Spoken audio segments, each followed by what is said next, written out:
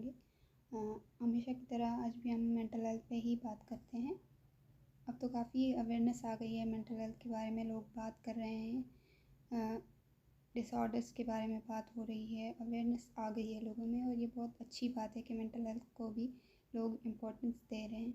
लेकिन अभी भी हमें उसके ट्रीटमेंट पे ज़्यादा बात करने की ज़रूरत है, उसके बारे में लोगों को अवेयरनेस देने की ज़्यादा ज़रूरत है।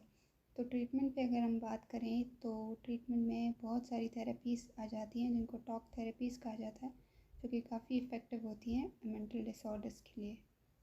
उनमें से ही एक CBT है, जिसको हम कॉग्निटिव बिहेवियरल थेरेपी कहते हैं, जो कि हमारे बिहेवियर पे काम करती है। उसमें काफ़ी डिफरेंट मेंटल डिसऑर्डर्स आ जाते हैं जिसके लिए ये काफ़ी इफ़ेक्टिव होती है, जैसे कि डिप्रेशन है, एंजाइटी है, ईटिंग डिसऑर्डर्स हैं, शिज़ोफ्रेनिया है, बाइपोलर डिसऑर्डर है, या और भी जो ट्रामा रिलेटेड डिसऑर्डर्स हैं उनके लिए ये काफ़ी इफ़ेक्टिव होती है। CBT, अब हम बात करते हैं कि वो होती क्या है। CBT एक्चुअली हमारे थॉट प्रोसेस पे काम करती है। 3 चीज़ों पे काम करती है। एक तो हमारी थिंकिंग पे, थॉट प्रोसेस पे काम करती है, दूसरा हमारे इमोशंस पे, हमारी फीलिंग्स पे काम करती है, और तीसरा हमारे बिहेवियर पे काम करती है। तो जैसे ही क्योंकि हम जैसे सोचते हैं वैसे ही हमारी फीलिंग होती है, फिर वैसे ही हम बिहेव करते हैं। अभी मैं अगर आपको एग्जांपल के ज़रिए बताऊं, तो जैसे अगर हम ओवर थिंक करते हैं तो हम नेगेटिव थिंकिंग की तरफ जाते हैं ना।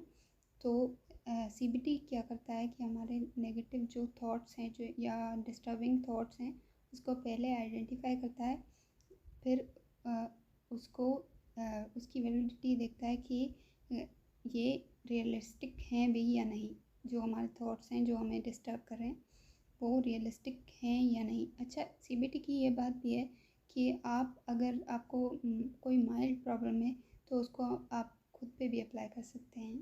तो CBT एक्चुअली उसमें क्या होता है कि पहले हमारी जो डिस्टर्बिंग थॉट्स हैं उनको फाइंड आउट किया जाता है, उनको आइडेंटिफाई किया जाता है, फिर उनको चैलेंज किया जाता है कि वो रियल हैं भी या नहीं। और ज़्यादातर नेगेटिव थॉट्स जो होते हैं वो रियल नहीं होते। तो अगर मैं आपको एग्जांपल के ज़रिए बताऊं कि अगर हम नेगेटिव सोच रहे हैं, मिसाल के तौर पे अगर हम ये सोच रहे हैं, एक फ्रेंड ने हमारा फ़ोन नहीं उठाया, तो हम ये सोचते हैं कि शायद वो हमें अवॉइड कर रही है, शायद वो हमें इम्पोर्टेंस नहीं देती इसलिए नहीं उठा रही कॉल, या हमसे बात नहीं करना चाहती, हम इम्पोर्टेंट नहीं हैं। तो फ़ौरन हमारे दिमाग में यही थिंकिंग आती है ना। तो फिर हम वैसे ही हमारी फीलिंग हो जाती है, हम अपसेट हो जाते हैं, डिप्रेस्ड हो जाते हैं, रोने लग जाते हैं या गुस्सा करते हैं। फिर वैसे ही हमारा बिहेवियर होता है। अगर हम गुस्सा करते हैं तो वो गुस्सा बिहेवियर की सूरत में बाहर आता है, फिर हम किसी और पे गुस्सा निकालते हैं। अगर हम सैड होते हैं तो फिर हम रोने लग जाते हैं, हमारा बिहेवियर ये होता है कि हम अपसेट हो जाते हैं, आइसोलेट हो जाते हैं दूसरों से। तो ऐसे ही नेगेटिव थिंकिंग अगर हमने उसको वहीं पे सॉर्ट आउट नहीं किया तो वो वही और थिंकिंग चलती रहेगी। अगर कोई वैसी सिचुएशन दोबारा आएगी तो हम वापस से यही साइकिल चलता रहेगा और वापस से हम यही सोचते रहेंगे। तो इसीलिए उसको ठीक करना बहुत ज़रूरी होता है। अब अगर हम पॉजिटिव की तरफ आते हैं, इसको चेंज कैसे किया जाता है कि अगर हम पॉजिटिव सोचें, उसका दूसरा पार्ट देखें कि अगर हमारी फ्रेंड ने कॉल नहीं उठाया, हो सकता है वो बिज़ी हो सकता है हमसे बात उस टाइम ना करनी चाहती हो, या परेशान हो तो हमें परेशान ना करना चाहती हो।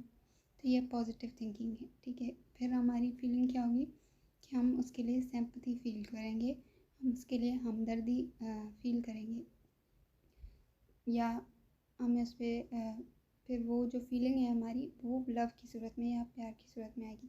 तो हमारा बिहेवियर क्या होगा, वो भी हमारा अच्छा बिहेवियर हो जाएगा। फिर उसके लिए हम सिंपैथी फील करेंगे तो हमारा बिहेवियर जो है वो अच्छा हो जाएगा। तो CBT दरअसल ऐसे काम करता है। ऐसे ही थॉट्स को हम फाइंड आउट करते हैं, जो डिस्टर्बिंग थॉट्स हैं हमारे दिमाग में, फिर उसको चेंज करने की कोशिश करते हैं। तो वैसे ही हमारा बिहेवियर चेंज होता जाता है। Thank you so much.